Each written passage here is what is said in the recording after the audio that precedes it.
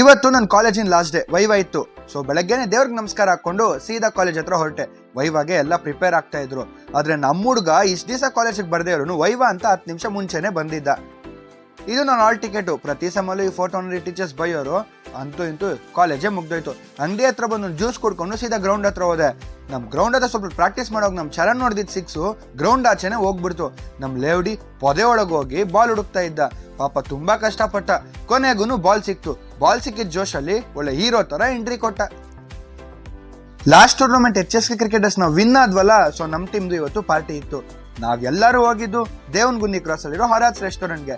ನಮ್ಗೆ ಏನೇನ್ ಬೇಕೋ ಎಲ್ಲ ಆರ್ಡರ್ ಮಾಡ್ಕೊಂಡು ಚೆನ್ನಾಗಿ ತಿಂದ್ವಿ.